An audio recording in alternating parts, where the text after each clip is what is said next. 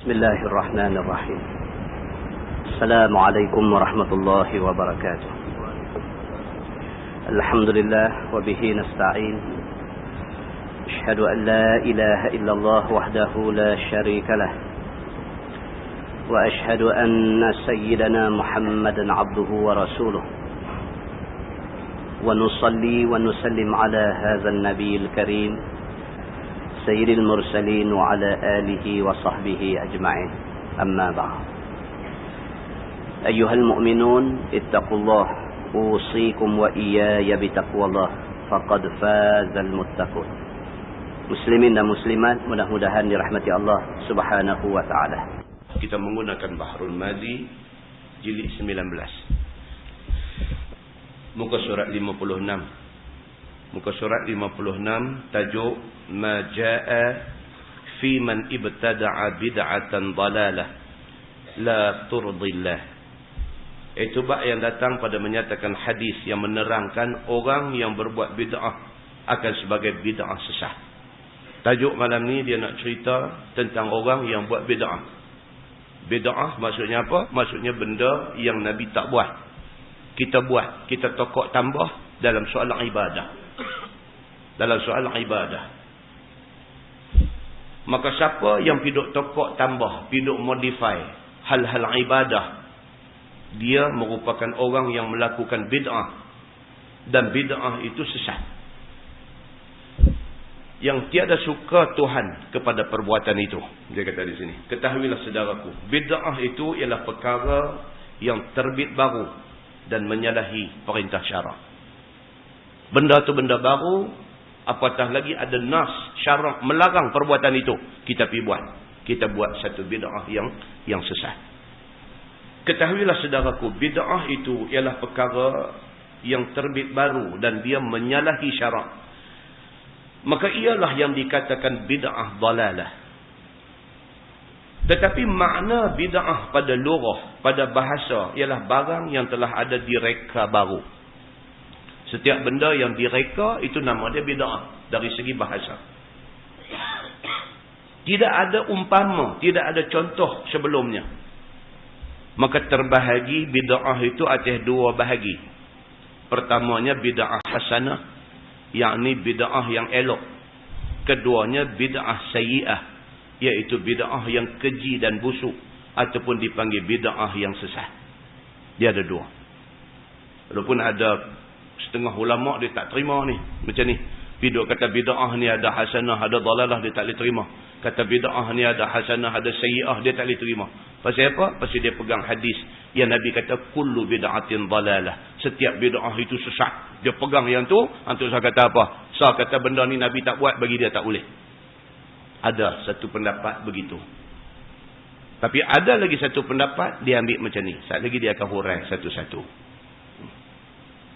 Maka bid'ah yang sesat itu, dia kata salah dikerjakan akan dia.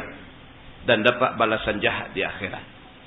Hak sesat, hak sayyi'ah, hak dalalah, hak tak elok ni, kalau buat juga, sana susah. Di akhirat itu susah, dia kata. Dengan kerana itu, dilarang oleh syarak mengerjakannya. Sebagaimana tersebut dalam hadis yang dikeluarkan oleh Imam At-Tirmizi. Kata dia, an Amr bin Auf al-Muzani, anna an-nabiy sallallahu alaihi wasallam qala li Bilal ibn Harith, qala Rasulullah sallallahu alaihi wasallam, i'lam. Qal, ma a'lamu ya Rasulullah. Qala Rasulullah sallallahu alaihi wasallam, i'lam ya Bilal. Qal, ma a'lamu ya Rasulullah. Diriwayatkan daripada satu sahabat Nabi sallallahu alaihi wasallam. Nama dia Amr bin Auf radhiyallahu anhu. Nabi sallallahu alaihi wasallam bersabda kepada satu sahabat yang bernama Bilal bin Al-Harith radhiyallahu anhu. Sabda Nabi, ketahuilah olehmu wahai Bilal. Maka jawab Bilal, apa yang hamba tahu ya Rasulullah? Nabi tiba-tiba kata dekat Bilal bin Al-Harith ni.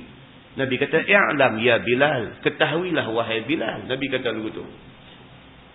Jadi dia kata balik dekat Nabi. Dia kata, apa yang saya tahu? Dia kata, Nabi kata lagi, "I'lam ya Bilal, ketahuilah wahai Bilal." Dia jawab balik dekat Nabi, "Apa benda yang saya tahu?" Itu ceritanya. Maka sabda Nabi SAW, "Ketahuilah olehmu wahai Bilal." Jawab Bilal, "Apa yang saya tahu ya Rasulullah?" Sebab pun diulang-ulang Nabi SAW akan suruhnya dan serunya itu ialah supaya menjadikan sahabat itu ingin dan bertambah ingin mendengar apa yang mau diberitahu oleh Nabi SAW. Itu Nabi style dia macam tu. Itu uslub ataupun cara Nabi dalam tarbiyah sahabat. Kadang-kadang dia sebut benda tu berulang kali. Semalam kita baca di Taman Krian, Barik Buntang semalam. Hadis yang kita dah baca banyak kali. Cerita hadis tentang Al-Kiflu min Bani Israel. Sahabat Nabi ni dia kata apa? Abdullah bin Mas'ud. Dia kata apa? Dia kata Nabi cerita benda ni dekat kami ni. Bukan marrah. Bukan marratain. Bukan sab'a marrat. Bahkan aksar min zalik.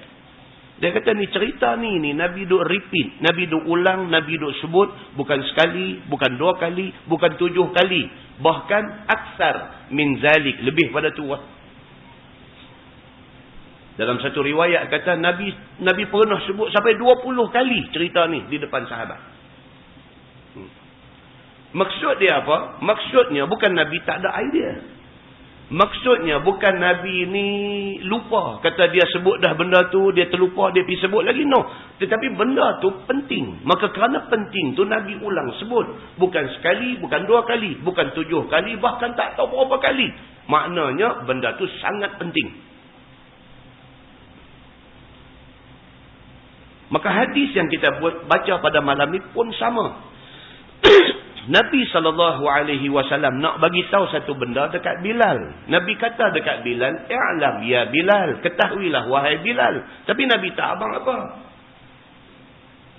Bilal kata, "Apa yang saya tahu ya Rasulullah?" Nabi tak jawab. Nabi kata, "I'lam ya Bilal, ketahuilah wahai Bilal." Bilal Al-Haris kata, "Apa yang saya tahu ya Rasulullah?" Itu style Nabi.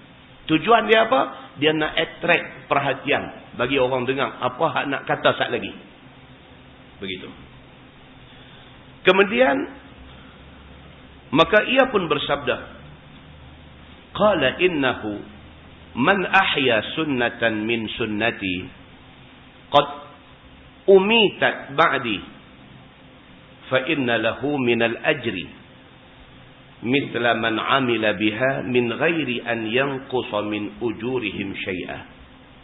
Barulah Nabi kata, sabda Nabi SAW, "Sesungguhnya siapa yang menghidupkan satu sunnah aku, yang sesungguhnya telah dimatikan kemudian daripada wafat aku, yakni sunnah yang telah ditinggalkan dan tidak diamalkan setelah wafat aku, maka sesungguhnya baginya, yakni bagi orang yang menghidupkan sunnah itu, pahala seumpama orang yang mengamal akan dia.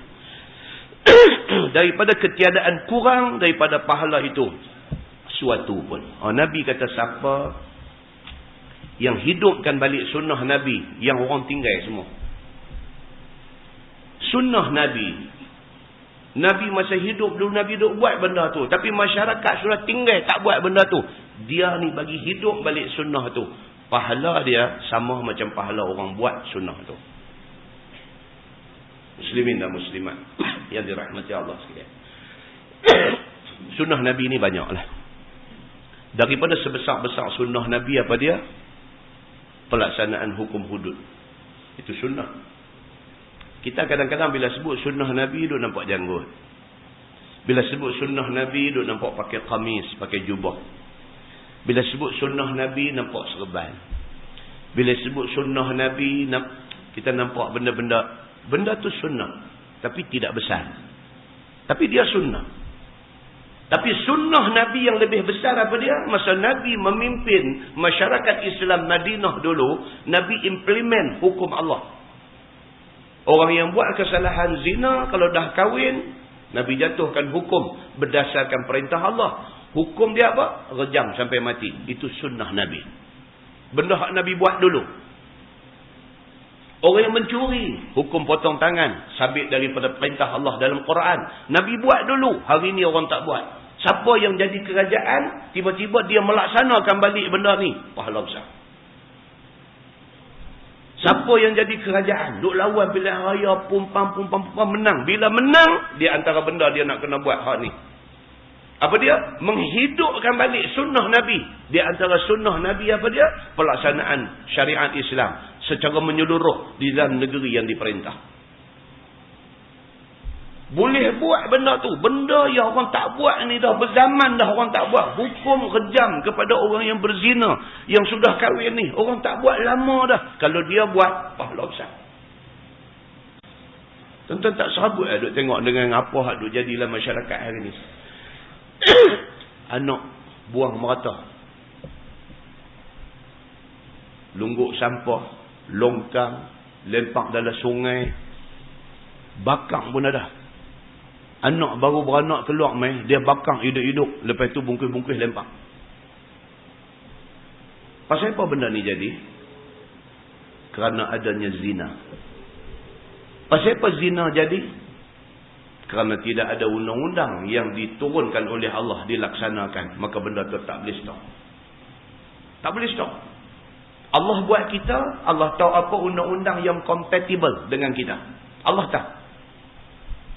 Allah buat manusia, Allah abang dah manusia. Kalau kamu sudah kahwin, kamu berzina, hukum dia kejam dengan batu. Ambil batu punggai sampai mati. Sebahagian orang yang mengaku kata cerdik pandai hari ni, dia kata apa? Barbarian, dia kata. Undang-undang ni barbarian. Dia kata tak boleh, tak bertamadun undang-undang ni. Dia kata dekat siapa? Dia kata dekat Allah Subhanahu wa taala. Sebab undang-undang itu Allah yang turunkan. Dia main masjid, dia semayang 5 waktu di masjid. Tiba-tiba bila bercakap tentang hukum yang Allah suruh laksanakan, dia kata undang-undang ni barbarian. Ni dia main semayang masjid 5 waktu ni apa? Dia sembah siapa? Dia kata dia sembah Allah. Pasal apa? Allah Tuhan yang hang sembah, Allah turun undang-undang, hang kata tak sesuai. Hang siapa? Nampak tuan-tuan? Kelirunya manusia ni sampai macam tu. Di satu waktu semayang sembah Allah sampai lebam dahi. Dalam masa yang sama, undang-undang Allah suruh dia tolak. Maka melaksanakan balik undang-undang Allah itu adalah menghidupkan sunnah Nabi sallallahu alaihi wasallam yang pahalanya besar sekali. Sampailah kepada hak perkara kecil-kecil ni, sunnah-sunnah yang kecil-kecil ni. Apa dia? Siwak, gosok gigi bila nak semayang. Inda kulli salah, ketika nak semayang tu dibahaskan panjang oleh ulama. Ulama majoriti mengatakan apa dia? Waktu ambil ayat semayang. Waktu kita ambil ayat semayang, kalau ambil ayat semayang di rumah tadi gosok gigi. Ambil ayat semayang, mai semayang. Ada sebahagian mentafsirkan apa? Sebelum takbiratul ihram, buat keluar kayu tanya, baru tahu. Dia kata, ketika nak semayang, maksudnya waktu nak takbir semayang. Itu tafsiran masing-masing lah. Tapi rasanya hak gosok gigi di rumah tu cantik lagi lah. Muslimin dan muslimat yang dirahmati Allah sekalian. Yang pentingnya apa? Gosok gigi itu sunnah. Itu sunnah Nabi SAW. Baik. Kemudian dia kata masalah menghidupkan sunnah Nabi yang ditinggalkan itu apa? Sesungguhnya dengan sepotong hadis dalam masalah itu, tahulah kita bahawa amal menghidupkan jalan Nabi yang ditinggalkan oleh orang daripada mengamalkannya itu berganda-ganda pahalanya. Pahala dia besar.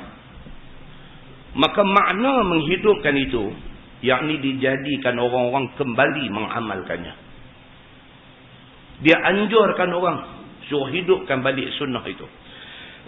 Sesungguhnya sangatlah banyak jalan Nabi SAW dan hukum syarak yang ditinggalkan oleh orang Islam pada zaman kita ni. Dia kata banyak sunnah Nabi yang orang tinggal lah ni, banyak. Ada besar, ada kecil amalan itu. Dan digantikan tempatnya dengan bid'ah yang sesat, dia kata.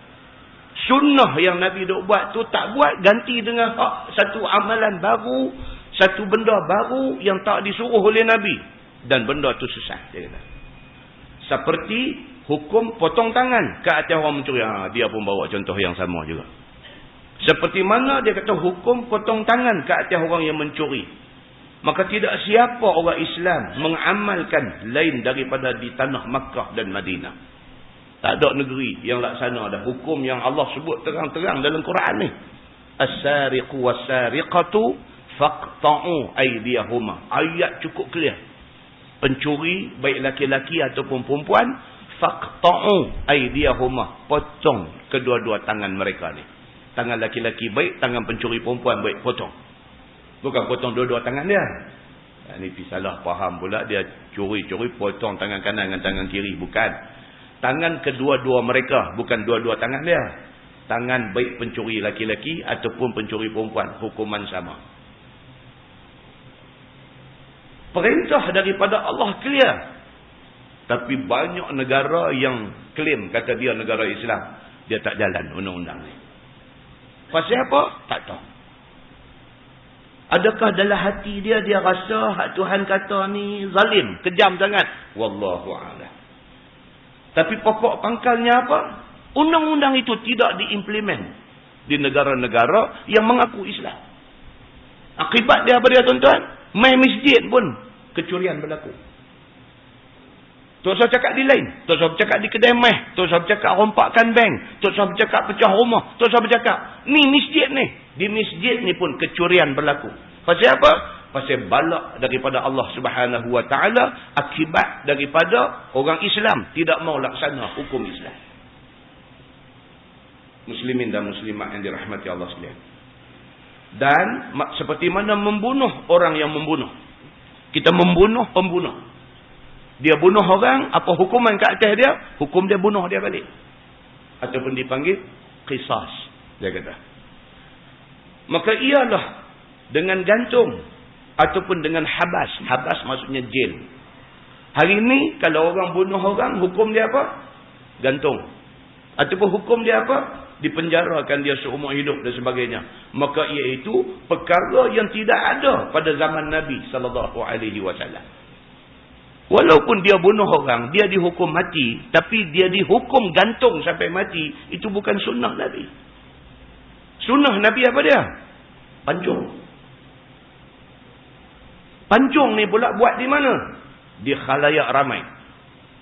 Ni hukum Islam ni. Hukum kepada orang yang bunuh orang ialah hukum mati, hukum qisas. Hukum qisas kepada orang yang bunuh orang ni apa dia? Pancung. Kenapa Islam memilih pancung daripada gantung, daripada duduk kursi karan, daripada lempang daripada atas bukit bendera turun bawah? Kenapa Islam pilih pancung? Kerana Islam mau orang itu mati segera. Islam tak mau mendera orang nak mati ni. Timbang rasa. Gantung boleh tak mati tuan-tuan? Hak jenis orang masa hidup suka duk makan tengkuk ayam ni. Tengkuk dia lihat. Gantung lepas jatuh dia duduk lagu tu, dia duduk kepak balik tengkuk dia, tak mati dia ni. Konon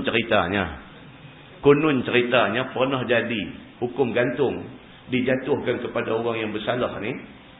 Gantung-gantung tak mati, dia mesti dibebaskan. Pasal apa? Hukuman ke atas dia telah dilaksanakan. Pasal apa? Mahkamah jatuh hukum kepada dia hukum gantung. Itu sebab hari ini dia sebut apa?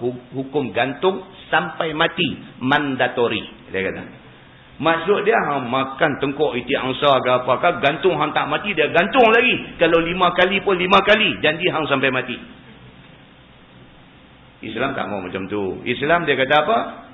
Pancung. Tak pernah jadi orang pancung tak mati. Tak pernah jadi. Kecuali dalam cerita-cerita kartun. Putih kepala boleh ambil buh balik, pakai balik, jalan balik. Itu cerita kartun. Dalam cerita betul pancung mati. Muslimin dan muslimat yang dirahmati Allah sekalian. Pasal apa? Pasal Nabi kata, iza qataltum fa ahsinul qitlah. Apabila kamu nak membunuh, maka elokkan cara bunuhan itu. Cara bunuhan yang elok ialah cara yang menyegerakan mati.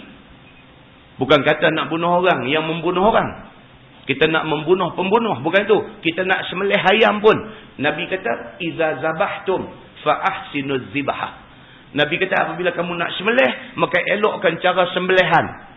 Dalam menghuraikan hadis tu, dia kata yang kata sembelihan yang elok tu apa dia? Dia kata guna pisau yang tajam supaya menatang yang disembelih itu segera mati. Islam agama timbang rasa. Apabila manusia dia salah mentafsirkan timbang rasa Islam, dia pergi kata perbuatan itu, hukuman itu tidak bertimbang rasa, maka akibat dia jadi macam yang jadi hari ini. Oh, nak potong tangan orang yang terang-terang sabit kesalahan, sabit semua saksi ada melihat dia mencuri apa semua, tak mau potong tangan dia. Pasal apa? Pasal tak mau nak buat zalim ke dia. Maka tunggulah dia buat zalim ke kita. Hari ini duduk di rumah tak aman. Pasal apa? Pagi esok main masjid sembahyang subuh, depa cerita rumah haji mana kau orang naik semalam. Depa abang rumah pak siapa kau orang. Kita rasa tak aman. Buat rumah elok-elok, buh besi keliling rumah, buh grill. Macam duduk dalam penjara. Pasal apa tu yang dipasang grill habis semua tingkap, pintu apa, lubang, pintu apa, semua buh besi. Pasal apa? Pasal apa kita memilih untuk hidup macam hidup dalam penjara? Pasal apa? Pasal takut dengan jenayah yang berleluasa. Satu kes di masjid mana tak, pencuri punya sempoi. Dia telefon kat Tok Imam masjid. Dia telefon dekat Tok Imam, dia buat cerita macam Alibaba bujang lapuk. Pencuri telefon dulu, abang kata nak mencuri. Dia telefon kat Tok Imam ni, dia kata, Ustaz, apa abang Ustaz? Ustaz, saya rasa Ustaz tak perasan saya. Ustaz tengok Ustaz boleh kenal. Tapi saya kenal Ustaz. Dia kata, Ustaz, esok lepas subuh, esok nak jumpa Ustaz di masjid. Yang Tok Imam ni duk tanya, ni siapa ni? Esok jumpa Ustaz kenal lah. Cakap pun Ustaz tak perasan. Esok kita jumpa Ustaz kenal. Esok lepas sembahyang subuh, kita jumpa Ustaz di masjid. Kalau saya terlambat, Ustaz tunggu Ustaz. Seronoklah Tok Imam ni, siapa pula? Member lama ke apa? Kau duk buat teka-teki. Nak bagi suspend, esok baru nak tahu siapa. Dia pun pergi masjid sembahyang subuh. Lepas sembahyang subuh, duk tunggulah mana dia, siapa dia kata nak jumpa ni. Tunggu daripada lepas subuh pukul 7.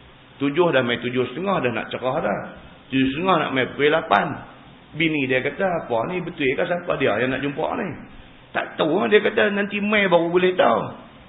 Tunggu pukul 8 sampai 8.30, bini dia kata mengarut dah ni. Nak tunggu sampai pukul 8 ni, kita apa minum pagi dak lagi, jom balik kata. Balik rumah Tungi Langgang. Rupanya dia pergi proses rumah tu Imam ni. Dia telefon tu Imam ni suruh lambat di masjid tu. Pasal dia nak punggah rumah tu. Macam ni punya pencuri buat dah. 8.30 balik dua-dua lelaki bini. Tengok pintu terbuka. Hantar tutup pintu kan tadi. Bini dia kata, abang yang tutup tadi. Aku tutup betul juga dia kata. Ni pasal apa tu buka habis. Tu Imam yang dia pilih tu. Muslimin dan muslimat yang dirahmati Allah sekalian. Apa masalah ni yang jadi ni? Masalah dia ialah kerana kita menafikan hukum Allah. Maka Allah tidak pelihara kita daripada jenayah yang jadi. Muslimin dan muslimat yang dirahmati Allah sekalian. Dia kata dan seperti ibadah itu ada berapa banyak yang ditinggalkan. Adakah seperti zakat itu diperintah oleh sultan dan oleh pemerintah muslimin? Dan seperti banyak orang meninggalkan ibadah dalam masjid dan menghidupkannya dan meramaikannya, pergi diperbuat ibadah itu beramai-ramai di tempat yang bukan masjid. Ini pun Nabi dulu buat apa pun di masjid. Nabi dulu apa pun buat masjid. Maka masjid imarah zaman Nabi. Zaman Nabi keputusan perang umum dalam masjid. Bukan ceramah-ceramah, bukan mengajar agama saja. Masjid ni menjadi center kepada masyarakat Islam zaman Nabi. Segala-galanya keputusan dibuat di masjid. Hari ini kita ubah-ubah. Ceramah pun buat di dewan orang ramai. Ceramah buat di padang. Kita cuba untuk nak jadikan masjid ni usang. Tak ada program. Bawa keluar daripada masjid. Semayang pun pergi buat luar daripada masjid. Kita tak mau buat di masjid. Maka kita sudah meninggalkan sunnah Nabi. Di mana Nabi SAW menjadikan masjid itu center kepada semua aktiviti orang Islam. Maka itu juga disebut oleh Syekh Idris Al-Marbawi ini. Dan seperti mana bersungguh-sungguh mengelokkan tempat beribadah, padahal tinggal beberapa masalah orang Islam yang tidak dipedulikan. Masjid buat bagi elok ni tak tahu nak abang lah. Habis berjuta ringgit buat masjid bagi elok. Tetapi masalah orang Islam tak dipedulikan. Sebelah masjid aja ada keluarga anak tak ada makan. Masjid ni tu saya kata lah, bubuh ni segala macam benda, lampu ni pergi beli di di Morocco no. Bawa balik mai gantung dalam masjid. Sebelah masjid ada satu rumah, ibu tunggal, suami tak ada, anak tak makan 3 hari dah. Duk jerang air, minum air saja hari-hari. Masjid tidak berfungsi sebagai satu center yang melihat masalah orang Islam yang ada di kelilingnya. Sedangkan Nabi SAW dulu daripada masjid, Nabi kontrol semua. Muslimin dan muslimat yang dirahmati Allah sekalian. Dia kata maka semuanya itu, siapa yang menghidupkan dan mengembalikan sebagaimana zaman Nabi SAW dan sunnah Nabi, dan ditinggalkan mana-mana bid'ah yang sesat, maka ialah orang yang mendapat pahala besar. Seperti mana yang disabdakan oleh Nabi SAW di dalam hadis tadi. Itu dia. Itu sunnah-sunnah yang lebih besar yang perlu diberi perhatian.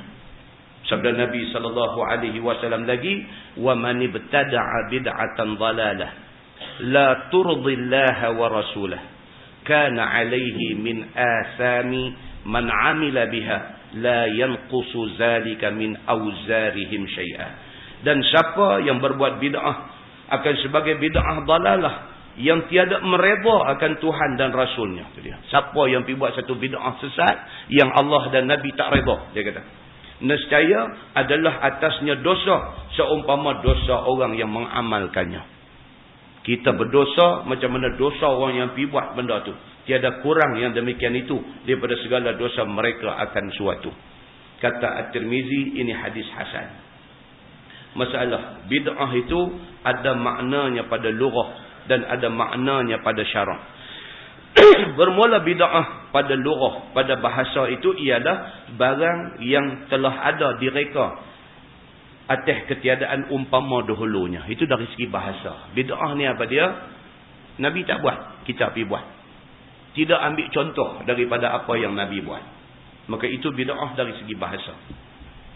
Dan bid'ah pada syarak ialah barang yang ada jadi baru dan terbit baru dan dia menyalahi syarak. Benda kalau tak salah dari segi syarak, maka itu bukan bid'ah. Kalau nak kata juga bid'ah, dia bid'ah hasanah, bid'ah yang baik. Contoh apa dia? Buat ma'had tahfiz, buat sekolah agama, bid'ah. Ada Nabi buat ma'had tahfiz dulu? Tak ada. Nabi apa pun di masjid lah semua. Ada Nabi buat sekolah agama, buat SMKA, buat sekolah Al-Mashhur, buat sekolah Al-Irsyad. Ada Nabi buat college Islam? Tak ada. Tapi hari ni orang buat Al-Mashhur, orang buat sekolah Al-Irsyad, buat college Islam Kelang, buat universiti Islam. Habis benda ni nak kira apa? Benda ni bid'ah. Dari segi bahasanya bid'ah. Pasal apa? Pasal Nabi tak buat. Jadi kalau kata bid'ah tak boleh lah. Boleh. Pasal apa? Yang ni baik. Maka dia dipanggil bid'ah hasanah. Ini yang dia nak terang kat kitanya macam ni. Pasal apa? Pasal dia tidak menyalahi syarak. Itu ceritanya. Syarak tak kata salah buat sekolah. Tidak ada nas daripada Quran, daripada hadis yang melarang buat sekolah. Maka benda itu tidak salah. Nah? Baik. Dia kata maka dalilnya, dia kata ada khas dan ada am. Kerana yang hak itu pada barang yang didatangkan dengannya oleh syarak. Yang clear ada nas, itu clear.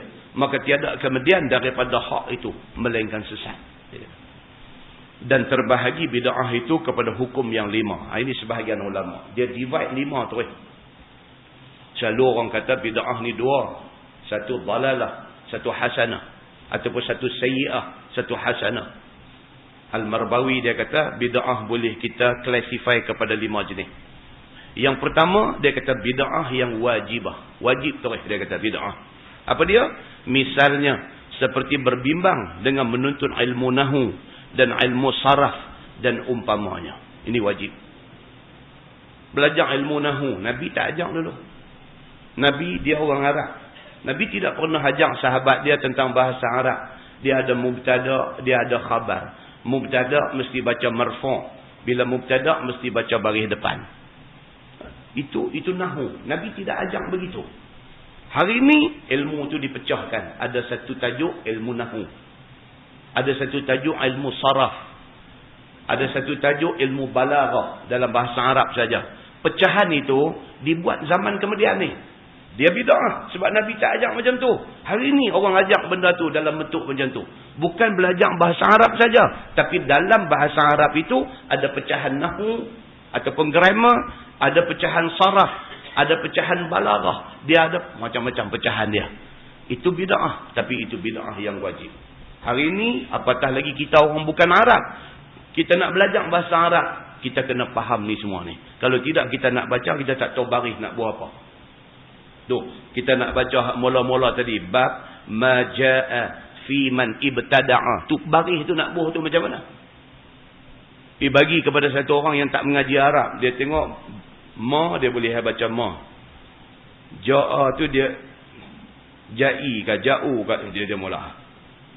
Fiman dia baca faimun. Kacau. Dia pergi mengajar ni masjid, dia kata bab ja'u faimun. Tak lagi ambil sejadah lepas balik main punggai kat dia, kau kata hampir keluar. Baca apa dulu tu. Nak mengajar orang apa sampai nak sebut fi man ibtada'a bid'atan. Nak sebut pun tak boleh. Nak mengajar apa? Tu dia pintu, hang keluar elok-elok sebelum kami kahwin hang keluar. Dia kata. Nak boleh kerti baca Arab ni nak kata ja'a fi man ibtada'a bid'atan. Nak kena mengaji ya. Kalau setakat kita duk turun pergi Mekah, Madinah, Kerak, boleh bercakap Arab, tak boleh macam ni lagi. Dia bercakap cara Arab pergi merkik beli ikan ni aja. Ana kallamtu ma'ak. Dia kata ni apa dia ni kata apa ni ana kallamtu ni. Kan? Orang mengaji Arab dengar ni apa kallamtu. Tapi itu bahasa broken. Dia bercakap Arab faham, Arab cakap dia faham, cukup. Dia boleh cari makan di Mekah. Dia boleh bawa orang pergi umrah. Dia boleh ambil untung hati tiap-tiap kepala ambil RM500. Pergi sana dengan immigration, dengan custom dia boleh bertengkar, ambil balin apa ke patut-patut. Boleh cari makan dengan anak kalam tu. Kan? Dia boleh cari makan. Itu bab lain. Tapi hak jenis anak kalam tu ni nak panggil main masjid suruh mengajar baca kitab, dia tak boleh. Pasal apa? Pasal dia tidak mengaji bahasa Arab secara proper. Mengaji bahasa Arab secara proper, dia kena mengaji nahu hasin, dia kena mengaji balaghah hasin, dia kena mengaji. Sedangkan itu adalah pecahan bid'ah. Nabi tidak pernah pecah bahasa Arab kepada pecahan-pecahan yang disebutkan itu. Maka benda ni dia kata bid'ah yang wajibah. Baik. Yang keduanya, bid'ah yang haram. Seperti mana mazhab sekalian orang yang berbuat bid'ah yang menyalahi ahlus sunnah wal jamaah. Yang ni bid'ah dalalah, yang ni sesat. Dia pergi jadi merapu. Saat lagi dia akan cerita yang kata bid'ah sesat itu macam mana, dia kata. Baik, yang ketiga yang ketiganya bid'ah yang sunnah. Bid'ah tapi sunat. Seperti mana mengadakan pondok ataupun madrasah ataupun surau ataupun ini bid'ah sebab Nabi tak buat benda-benda ni semua. Nabi tak buat satu pondok pengajian, Nabi tak buat satu madrasah, Nabi tak buat satu ma'had tahfiz. Nabi semua belajar di masjid. Kita hari ni pecah, pergi buat macam tu. Dia kata yang tu adalah sunnah. Ataupun dalam bahasa fiqahnya dia kata sunat buat macam tu. Yang keempatnya bid'ah yang makruh. Seperti mana berbuat ukiran bunga-bunga bagi masjid dan menghiaskan Quran. Yang ni dia kata bid'ah yang makruh. Makruh hidup buat ni ukir tempah kayu jati, tulis qad aflahal mu'minun alladzina hum fi salatihim, tulis tu. Masjid di Kuala Lumpur ada Masjid Abu Bakar As-Siddiq dekat Bangsa. Kalau tuan-tuan pergi di belah depan ni mihrab ni, kiri kanan mihrab tu buat daripada ukiran kayu jati besar surah Al-Mu'minun, qad aflahal mu'minun. Tu dia mula buat tu tahun 80 dulu ni. buat pengumuman di masjid hari Jumaat. Assalamualaikum, dia kata ni kita bercadang untuk nak buat ukiran surah Al-Mu'minun daripada kayu jati. Kita nak buat tu keluasan dinding besar tu. Kos dia lebih kurang berapa puluh ribu kah tahun 80. Berapa puluh ribu. Dia kata jadi kepada dermawan yang ingin menyumbang, dia kata boleh hubungi pihak masjid.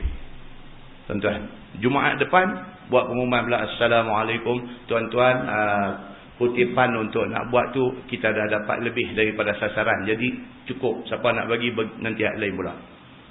Yang kata orang bangsa kaya ni, abang hari ni, minggu depan abang cukup lah. Oh, kiri kanan dia buat. Kata masjid bangsa, orang-orang bukit bangsa kaya-kaya, bagi jenis berapa? Dia tanya berapa? Abang kata 250,000. Saya bagi seorang lah. Jenis tu pun ada. Saya bagi seorang. Kata tak boleh bagi orang lain sama. Orang lain pun nak ambil sikit. Nah. Kalau dengan orang lain saya tak bagi yang seorang. Jenis macam ni pun ada. Kan? 250,000 saya seorang. Kalau ada kawan lain nak share nak bagi RM25, dia tak mau bagi terus. Kalau ni dia seorang, dia tak mau share dengan orang. Oh, jenis ni. Jenis ni kalau ada di Jelutong bagus.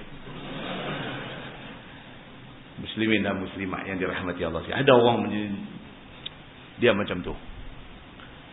Ada duit, pemurah, dan dia nak buat seorang semua. Kan? Ada orang macam ni. Tapi apapun dia kata itu bid'ah yang makruh. Pasal apa? Dia lebih kepada unsur-unsur membazir sikit. Hidup ukiang buat sampai puluh-puluh ribu, ratus-ratus ribu kan. Tapi nak kata haram tak juga. Pasal apa? Pasal masjid ni perlu dicantikkan. Kalau tak cantik, dia tak tarik orang mai. Tuan-tuan, pergi Masjid Nabawi dalam 2 tahun ni. Kawasan lapangan di luar Masjid Nabawi tu bubuh payung. Boleh buka kembang macam tu kan. Kalau kita kata membazir lah. Dia bubuh payung jual pun balik tu pun okey lah. Kalau setakat tak mau kena hujan, tak mau kena panas. Tapi kalau buat macam tu nampak tak syok lah. Kita pun macam apa payung pun balik dia buah ni.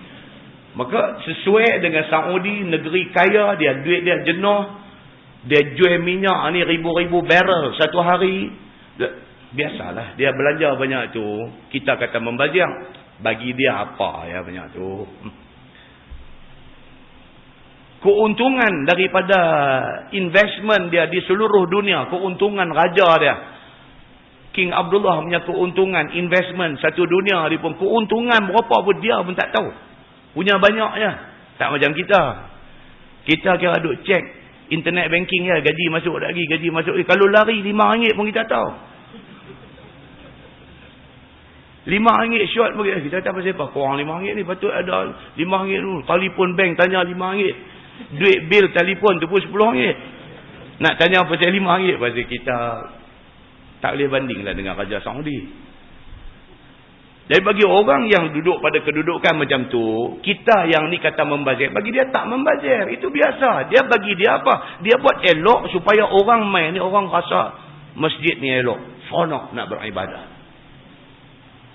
Cara ni tuan-tuan, masjid ni dengan musim panas macam lah ni. Kalau pasang aircon masjid ni, kan?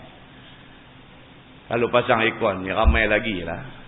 Kan? Ramai lagi dia bertindan duduk. Duduk tiar rebang. Pasal aircon. Keselesaan lah. Kan? Jadi macam tu.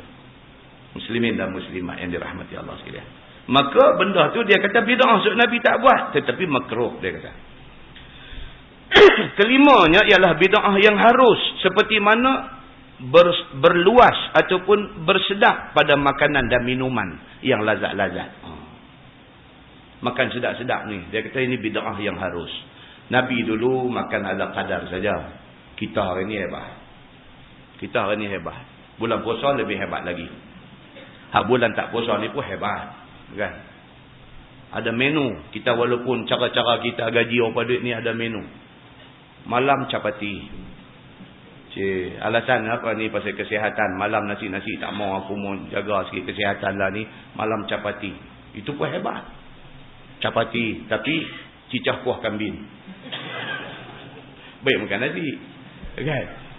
Kononnya nak jaga capati itu cantik, kuah kambing cantik, lagi cantik. Kan? Maka bersedap-sedap ataupun berlazat-lazat pada makanan, pada pakaian yang elok-elok dan sebagainya, itu adalah bid'ah yang harus, dia kata. Bid'ah yang harus. Masalah dia kata ahlul bid'ah itu siapa dia? Yang kata ahlu bid'ah. Ahli bid'ah ni siapa? Bermula yang masyhur di sisi ulama dahulu, ahli bid'ah itu ada 7, dia kata. Yang pertamanya Mu'tazilah, dia kata. Yang berkata mereka itu bahawasanya segala hamba itu menjadi akan amal-amalnya, Mu'tazilah. Dan tidak kita ni melihat Tuhan di negeri akhirat. Ini pegangan Mu'tazilah yang menjadikan dia ni satu firqah, satu kumpulan yang sesat. Sebab apa? Sebab nas hadis terang-terang kata orang yang beriman di dalam syurga esok dia akan melihat Allah seperti mana kita melihat bulan purnama pada hari ini. Nabi kata begitu. Nabi kata kita ni esok ni mati masuk syurga. Dalam syurga esok di antara kemuncak nikmat kepada ahli syurga ni apa dia? Satu, dia melihat Allah. Melihat Allah tu nikmat. Dan kemuncak lagi satu apa dia? Dia mendapat keredaan Allah. Sahabat tanya Nabi, ya Rasulullah, yang kata melihat Allah itu bagaimana? Nabi kata seperti mana kamu melihat bulan purnama pada hari ini. Maknanya tengok, nampak. Wallahu a'lam. Macam mana cara dia, kita masuk syurga esok kita tengok. Mu'tazilah tak mau yang ni. Walaupun hadis main, dia tolak. Dia kata kita tak akan boleh tengok Allah walaupun di akhirat esok. Maka pendirian dia yang mencanggahi hadis itu menyebabkan dia menjadi satu kumpulan yang sesat. Maka dia telah buat satu bid'ah yang dalalah. Itu. Baik, yang kedua. Firqah yang kedua iaitu Asy-Syiah, iaitu kaum yang melampau-lampau kasih kepada Sayyidina Ali karramallahu wajhah. Maka mereka itu pun ada 22 firqah. Dia kata Syiah. Melampau-lampau. Sayyidina Ali diterima oleh semua orang sebagai sahabat Nabi, sebagai ahli keluarga Nabi. Sayyidina Ali sebagai salah seorang daripada Khulafa Ar-Rashidin. Semua orang terima.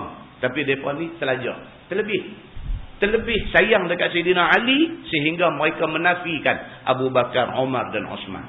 Habis. Dengan kerana pendirian yang dia ambil itu. Dia angkat Ali sampai menolak sahabat lain. Maka dia menjadi firqah yang sesat. Yang kedua. Yang ketiga dia kata Al-Khawarij yang melampau-lampau sampai ke tahap mengkafirkan orang mukmin yang berdosa, yang melakukan dosa besar. Dosa besar ni berdosa lah, tak jadi kafir. Satu orang Islam minum arak. Apa hukum kepada orang Islam minum arak? Hukumnya dia dosa besar. Dia kafir dah? Dah. Dia dosa besar. Dia hanya akan jadi kafir apabila dia menghalalkan arak yang haram. Waktu tu baru dia kafir. Tapi kalau dia orang Islam, dia duk minum arak. Sampai kita pergi tegur dia, kita kata Haji yang minum ni. Ya Allah. Leceh. Ada jadi benda ni. Ada jadi. Haji. Pergi haji dah. Minum lagi. Jadi orang pergi tegur dia. Orang kata Haji. Apa Haji dah pergi Mekah dah apa. Janganlah Haji. Jangan minumlah benda ni. Dia kata, awak aku minum apa salah? Ni, yang kata Haji nama tu ni. Dia kata, aku minum apa salah? Salah lah Haji. Benda ni, Quran sebut. Kata tak boleh. Baca pula ayat dekat dia. Innamal khamru wal maisiru wal ansab. Baca ni, nak cerita kata haram arak ni. Baca pula. Innama yuridu syaitan an yuqi'a bainakumul adawata wal baghdha. Syaitan memang nak orang yang minum arak ni jatuh di dalam al-adawah wal baghdha, jatuh di dalam permusuhan dan benci-membenci. Allah sebut macam-macam ni tentang orang minum arak ni. Nabi pula pergi kata pula orang yang minum arak ni Allah tidak terima ibadat dia. Ni aku nak abang, aku minum aku tak mabuk tau. Ni ini contoh cerita yang benar jadi. Betul-betul jadi. Aku minum, aku tak mabuk. Dia kata ni yang duk baca ni macam-macam ayat Quran apa semua ni. Ini. Dia kata ini untuk orang yang minum mabuk. Aku tak mabuk. Dia kata. Haji. Haji. Panggil. Duk panggil Haji lagi. Kalau panggil Dol kata tu kawal lah. Dia kata dia Haji. Tak boleh Haji. Haji mabuk ke Haji tak mabuk. Benda ni agama kata tak boleh Haji. Saya berhenti Haji. Saya sayang kat Haji ni apa saya kata macam ni. Berhenti Haji. Ni, aku nak abahkan satu, aku tak akan berhenti sampai mati. Hang nak kata haram ke, hang nak kata apa, hang simpan ke hang. Bagi aku, benda ni halal, aku boleh minum. Dia jadi kafir. Pasal apa? Bukan pasal minum maka, tapi pasal menghalalkan benda yang diharamkan oleh Allah. Habis dia. Berlaku benda ni kepada firqah ni, Al-Khawarij. Terlebih dalam menghukum orang. Apabila orang tanya, apakah hukum ke atas orang yang buat dosa besar? Khawarij kata apa? Kafir. Dia kata. Tak. Orang buat dosa besar, tak kafir. Dia berdosa besar. Dia tidak kafir. Dia hanya akan jadi kafir apabila dia menghalalkan benda yang haram. Nah, muslimin dan muslimat yang dirahmati Allah sekalian. Keempatnya ialah murjiah. Iaitu golongan yang berkata mereka itu tiada memberi mudarat serta iman itu oleh maksiat. Ini pendapat yang dipegang oleh golongan murjiah. Dia kata satu orang yang mengaku beriman, dia mengekalkan maksiat. Tak ada masalah. Dia kata. Pasal apa? Pasal ayam dan minyak tak bercampur. Dia Islam, dia nak buat apa, nak minum arak ke, dia nak berzina ke apa, tak ada apa-apa dia kata. Tak ada bercampur punya benda ni. Dia kata, pahala-pahala, dosa-dosa. Dia kata pula, hang tahu tak, dia kata, hang ada baca hadis tak, dia kata. Orang yang pi di Mekah, semayang di Masjidil Haram, berapa pahala dapat? Hang ada baca tak, dia kata. Ada baca. Berapa pahala? Dia kata, pi Masjidil Haram, semayang 2 rakaat di Masjidil Haram, berapa pahala? Kata 100,000 pahala. Nabi kata adalah hadis yang sahih. 100,000. Dia kata, aku buat dosa. Satu dosa buat, baru satu. Aku pergi Mekah berapa kali yang tahu? Dia kata, dia mula nak kira matematik. Aku pergi Mekah berapa kali tahu? Dia kata, aku pergi Mekah ni, masuk dengan ni, dia kata dah 7 kali dah aku pergi. Tiap-tiap kali aku pergi, berapa kali aku semayang di Masjidil Haram, hang tahu? Satu semayang saja 100,000 pahala duk ada. Aku sekali pergi, kalau aku semayang fardu saja, satu hari duk ada 5 kali semayang. 5 kali tu tak masuk semayang sunat. Dia dah 5 kali 100,000. Berapa pahala aku duk ada? Aku duduk Mekah berapa hari hang tahu? 10 hari aku duduk. 10 hari kali mai, aku minum arak berapa kali ya baru. Tolak aku untung lagi hang tahu. Dia dah. Anda percaya tak ada orang cakap macam ni? Ada juga. Dia guna hadis juga. Tapi dengan cara yang salah. Itu tak kira pergi Masjid Nabawi tau. Masjid Nabawi satu sembahyang berapa pahala? Hang, aku nak tanya, hang sampai dah lagi Baitul Maqdis? Masjid Al-Aqsa, hang sampai dah lagi? Ni pun dah naik takut dah. Dia kata tak lagi. Hang Masjid Al-Aqsa pun hang tak sampai lagi. Aku 2 kali dah pergi. Ambil gambar lagi di sana tau. Ni 3 masjid Nabi ada sebut, dia kata. Ini 3 masjid Nabi ada sebut pahala dia macam mana. 3 masjid ni aku dah pergi semayang dah. Antau pahala semayang 3 masjid ni saja. Berapa banyak ada kat aku? Hang nak komplain apa dekat aku? Aku buat maksiat sikit sebanyak. Tolak pahala tu pun ada banyak lagi yang tahu. Tuan-tuan percaya ada orang yang macam ni buat dah. Takut tuan-tuan. Dengar orang macam ni kita lari. Tak usah tunggu, tak usah bercakap dengan dia. Tak usah. Hak jenis macam ni bercakap pun buang masa je. Dia cakap pandai, tapi cakap tu nak merosakkan dia. Muslimin dan muslimat yang dirahmati Allah sekalian. Maka murjiah itu pendirian dia. Yang kelimanya, Al-Bukhariyah. Dia kata, yang muwafaqah bagi ahlu sunnah yang menjadikan segala fa'il. Dan muwafaqah bagi Mu'tazilah pada menafikan sifat-sifat baharu kalam, maka mereka itu ada 3 macam. Dia kata ni geng ni dia sama Dia menolak Quran. Dia kata Quran itu makhluk, bukannya qadim. Ini Imam Ahmad bin Hanbal, Imam Hanbali, kerana mempertahankan kata Quran itu qadim dan bukan makhluk, dia kena sebat dengan khalifah zaman dia. Sekali kena sebat ram atas belakang, dia kata Bismillahirrahmanirrahim. Dia persebat dia lagi sikit, dia ram, Alhamdulillah, dia kata.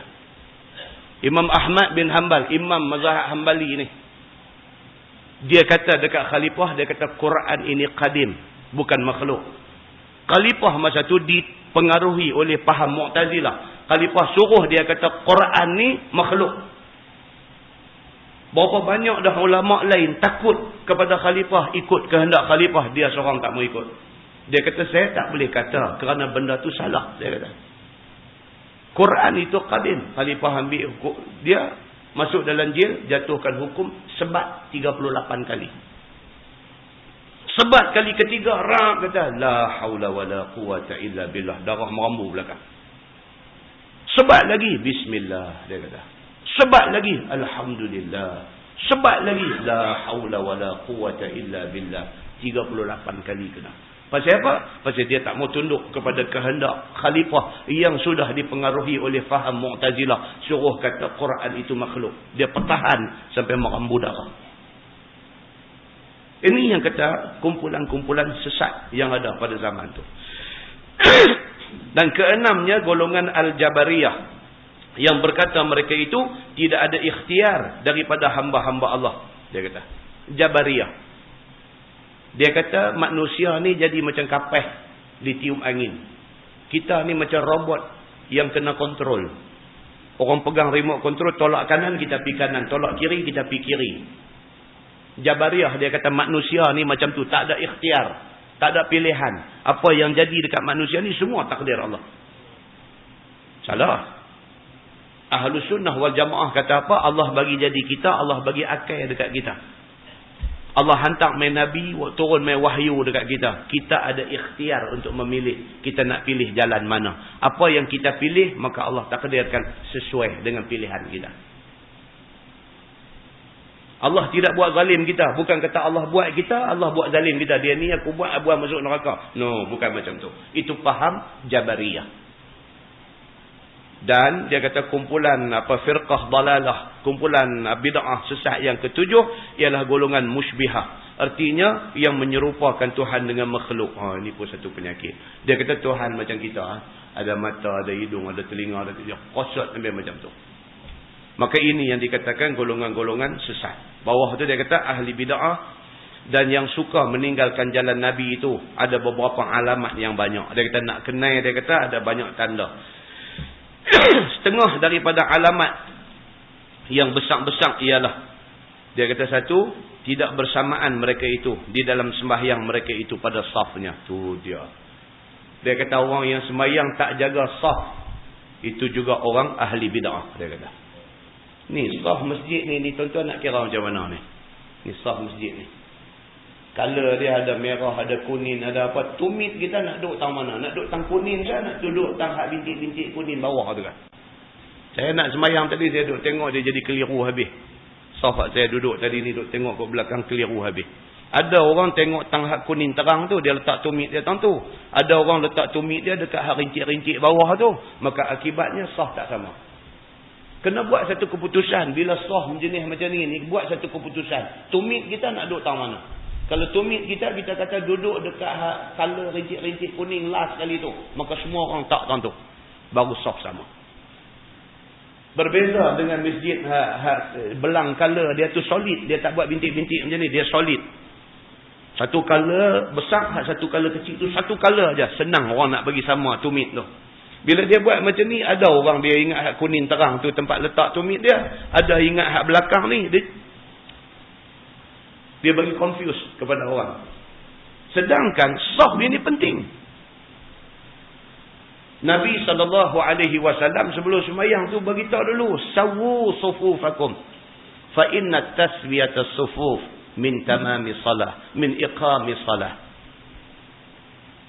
Samakan saf hampa semua, Nabi kata, kerana sama saf itu sebahagian daripada kesempurnaan sembahyang. Umar Al-Khattab lagi cengih tentang nak bagi sama saf ni. Nabi SAW pula kata, saf tak sama ni menyebabkan hati kita jadi tak sama. Jadi selalu nak bergaduh. Pasal apa? Latihan menyamakan saf pun kita tak boleh nak patuh. Muslimin dan muslimat yang dirahmati Allah sekalian. Baik, maka dia kata itu di antara tanda orang tu ahli bid'ah. Dia kata bengkang-bengkok safnya dan banyak tempat kosong pada saf-saf yang di depan. Dan ada yang ke hadapan tumitnya, dia kata. Dan ada yang ke belakang tumitnya, begitu juga dadanya. Dia jadi belakang depan. Pasal confuse dia. Confuse saf ni. Ini nak kena jaga, dia kata.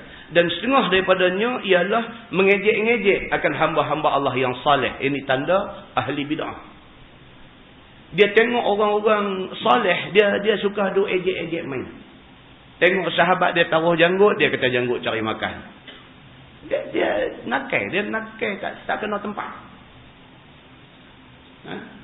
Dia suka duk buat main-main dengan orang yang duk tunjuk nak hidup cara agama ni. Dan yang ingat akan Tuhan, dia buat main-main dengan orang-orang agama, orang-orang yang kuat ingat Tuhan, orang saleh, dia jadikan bahan mainan dia. Dan yang menyuruh dengan baik, dan yang menegah dengan jahat. Orang yang duk ajak orang amar ma'ruf nahi mungkar, dia buat main-main. Dan setengah daripada bid'ah mereka itu ialah memperkecil-kecilkan zikir dan membaca Quran. Leceh. Orang nak baca Quran, orang nak zikir, ni dia duduk jadi cari pasal dengan orang. Tak macam kes kita lah. Masyarakat kita ni tak habis. Nak baca Yasin malam jemaah pun jadi hal. Betul. Nabi tidak pernah buat. Menetapkan malam jemaah untuk baca Yasin. Nabi tak buat. Tapi baca Yasin tu salah ke? Tak salah. Bacalah. Daripada seminggu tak baca langsung. Ambil malam jemaah nak baca Yasin. Bacalah. Tak mesti Yasin. Minggu depan ubah kita baca surah Ad-Dukhan pula. Minggu lagi sekali kita ubah kita baca surah Al-Mulk pula. Buatlah. Memilih satu malam untuk nak buat baca Quran ramai-ramai ni. Walaupun Nabi tidak pernah buat lagu tu. Tapi tak kalah salah nak baca Quran malam tu. Hak tu pun nak jadi perang juga. Nak berkelahi juga. Jangan macam tu. Muslimin dan muslimat yang dirahmati Allah sekalian. Dan dia kata bersembang dan berbantah-bantah dan mengumpat dan juga mengejek-ngejek. Dia pergi jadi itu. Dengan orang-orang yang tunjuk minat pada agama, dia pergi buat ejek-ejek main macam tu. Jangan macam tu. Dia kata.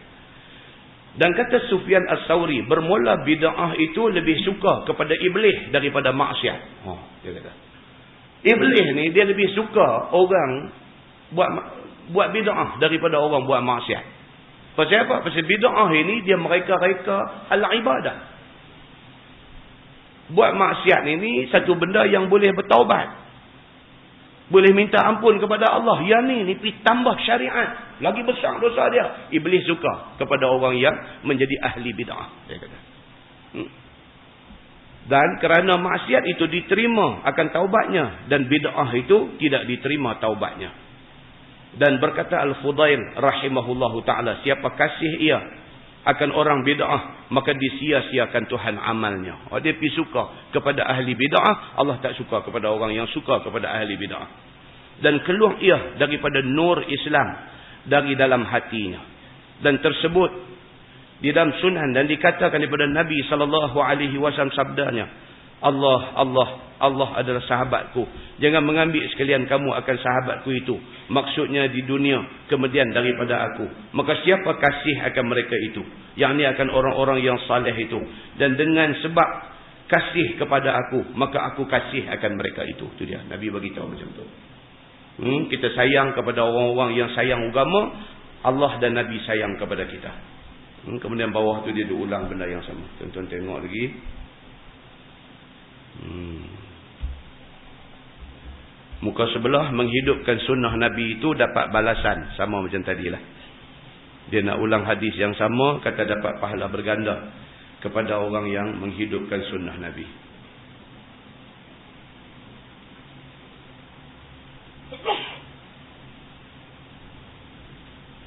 Wallahu a'lam. Lepas ini kita akan masuk bab ma jaa fil intiha amma naha anhu Rasulullah sallallahu alaihi wasallam. Itu bab yang datang pada menyatakan hadis yang menunjukkan berhenti daripada mengerjakan barang yang ditegah daripadanya oleh Nabi SAW. Apabila Nabi tegah kita buat satu benda, maka hendaklah kita berhenti. Nabi kata tak boleh, tak boleh. Jangan pergi dua orang nak buat juga dengan alasan kata orang duk buat lama. Tak boleh. Kalau benda tu merupakan benda tokok tambah dalam agama, kita pergi nak buat sedangkan ada nas yang melarang perbuatan itu, kita kena berhenti. Kita kena patuh kepada nas yang ada.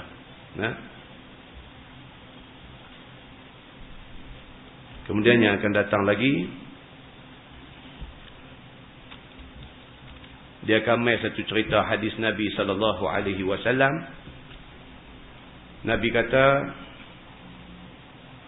telah binasa halaka man kana qablakum likasrati su'alihim wa ikhtilafihim ala anbiya'ihim. Binasa orang yang sebelum daripada kamu kerana banyak tanya. Banyak duk tanya. Dia akan bawa mai cerita yang ada dalam surah Al-Baqarah. Cerita apabila diperintahkan kepada Bani Israel suruh sembelih lembu kerana ada satu pembunuhan jadi. Satu pembunuhan jadi kerana harta pesaka. Dia bunuh pak benakan, dia bunuh sepupu dia. Bunuh kerana nak ambil harta pesaka. Bila bunuh, dia ambil mayat tu, dia pergi lempang di tempat orang lain. Lepas tu dia buat ramai, dia buat cerita kata orang tempat tu bunuh pupu dia. Jadi tak boleh nak selesai benda ni. Ditanya kepada Nabi Allah Musa alaihi salam, macam mana nak selesai masalah ni? Nabi Musa alaihi salam minta kepada Allah, Allah perintahkan supaya sembelih seekor lembu. Bila perintah suruh sembelih seekor lembu ni diberitahu kepada Bani Israel ni, mereka tanya banyak. Ni yang tanya macam ni tak boleh. Mereka tanya ni lembu macam mana, color apa, lembu besar ke lembu kecil ke, lembu ni kalau hak duk kerja duk tengala bendang boleh tak ke, tanya bagi-bagi jadi payah. Akhirnya hampir-hampir mereka tak boleh cari lembu seperti yang mana yang disifatkan itu, tak boleh cari. Jumpa lembu kepunyaan seorang anak yatim. Cerita anak yatim ni dia akan mai pada tajuk yang akan datang. Dia akan mai cerita siapa budak ni dan orang macam mana budak ni, mak pak dia orang macam mana, budak ni sendiri orang macam mana yang menjadi tuan punya lembu ni. Yang kemudiannya lembu ni disembelih, diambil satu juzuk daripada badan lembu ni. Ada satu riwayat kata ambil lidah dia, ada satu riwayat kata ambil ekor dia. Dipukul orang yang kena bunuh ni. Ambil lidah, pukul dia. Pukul-pukul, mayat bangkit duduk. Mayat bangkit duduk. Bangkit duduk, dia tunjuk syekh yang bunuh dia ni. Dia kata syekh ni bunuh saya. Lepas tu dia pun tidur balik. Ayah ni yang Piramli ambil buat filem apa itu ni?